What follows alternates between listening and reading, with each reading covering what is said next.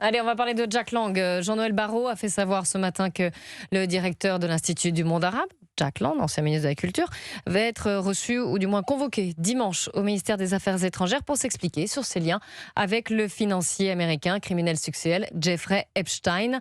C'était le thème de l'édito d'Eugénie Bastier dans Europe 1 Matin. Écoutez. Il affirme n'avoir pas touché un centime. En 2018, pourtant, il a demandé à Epstein de verser de l'argent à l'association Les Amis de Jack Lang pour un film à sa gloire. Il dit qu'il a interrompu toute relation avec lui une fois ses turpitudes révélées, mais Epstein a envoyé une photo de lui et Jack Lang en 2019, quelques mois seulement avant son arrestation et son suicide, et bien des années après sa condamnation pour proxénétisme avec des mineurs qui date de 2008. C'est normal que Jack Lang ne craigne rien, il incarne le bien. Cet inamovible de la République qui donne des leçons d'antiracisme entre 2 aéroports, 3 vernissages et 4 cocktails est le visage même de la gauche caviar.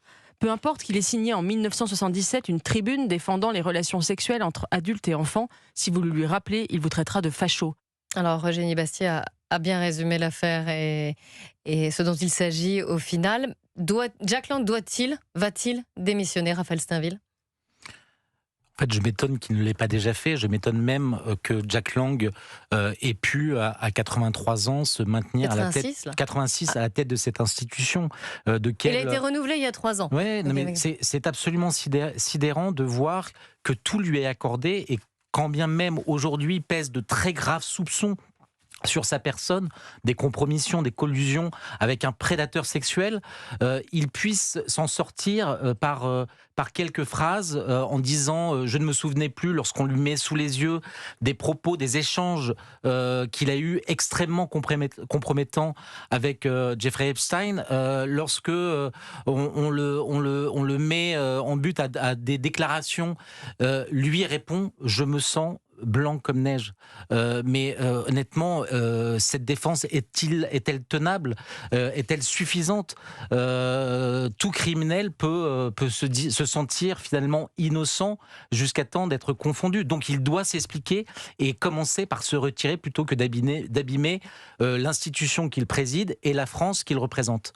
Est-ce que vous pensez, comme l'a résumé finalement dans son édito Eugénie Bastier, que c'est aussi la fin d'une époque, d'une certaine impunité de la part d'une certaine classe politique qui était plus ou moins, si on fait de la généralité, qui était la gauche caviar ? Mais vous imaginez aujourd'hui si les responsables du Parti socialiste le pressent de démissionner, c'est aussi pour préserver justement leur privilège et qu'ils ne soient pas mis en accusation. Ils l'ont porté au nu, c'était leur idole. Et donc si aujourd'hui ils le pressent de démissionner, c'est pour prendre des distances et ne pas être à leur tour rattrapés par ricochet par finalement l'effet de Jack Lang. J'ai William Goldnadel. On va dire que le privilège rouge est écaillé. Il commence un peu à être écaillé. Jack Lang, c'était discours généreux vaut quittance, d'une certaine manière. Il a vécu là-dessus toute sa vie. Bon, il aura bien vécu, voilà. C'est ainsi, mais malgré tout, ce privilège rouge, il résiste. Vous avez vu, on a parlé de l'extrême gauche. Pourquoi croyez-vous que les insoumis n'étaient pas d'extrême gauche jusqu'à encore il y a un quart d'heure ? À cause de ce privilège rouge, c'est tout, il n'y a pas d'autre explication. Ah oui, vous pensez que ça faisait partie du même... Ah bien entendu, j'ai toujours considéré ainsi, bien sûr. Et sur Jack Lang, vous pensez, comme Raphaël Steinville, qu'il aurait déjà dû présenter sa démission ? Vous savez, je me sens pas très concerné par l'Institut du monde arabe, c'est leur affaire, hein. Il fera comme il voudra, je me sens pas concerné par ça. Oui, mais sans être concerné, c'est un institut qui est important, qui a un rôle important entre la France d'ailleurs et les pays arabes. Je sais pas. Vous ne vous sentez pas concerné ? Je vous avoue que dans la liste de mes préoccupations, ça n'arrive pas en tête. C'est pas celle-là. On l'aura compris. Qu'est-ce que je voulais dire ? Non, j'en ai parlé. Je suis content de vous troubler. Ouais. Exactement.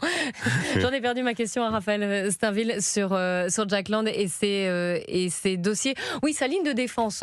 Je veux dire, sur sa ligne de défense qui peut paraître un peu ubuesque. Et Eugénie Bastier, encore une fois, l'a rappelé en disant il avait été condamné, Jeffrey Epstein, en 2008, et il dit plusieurs années après que Jack Lang, alors qu'il y a une photo de lui en 2019, quelques mois avant qu'il soit en prison, et d'ailleurs qu'il se suicide en prison, mais j'étais pas du tout au courant de cette condamnation. Non, mais c'est à la fois un ami, mais il ignore tout de la vie de cet homme. Et il dit, mais je ne demande pas son des casier condamnations judiciaire. connu d'à peu près tout le monde. C'est quand même sidérant. Moi, je n'aimerais pas avoir des amis qui ignorent tout de ma vie, ou en tout cas l'essentiel. Sinon, ça veut dire qu'il en est à des liens extrêmement superficiels, artificiels. Peut-être que c'est là le cœur du problème de Jack Lang. Merci beaucoup d'être venu débattre.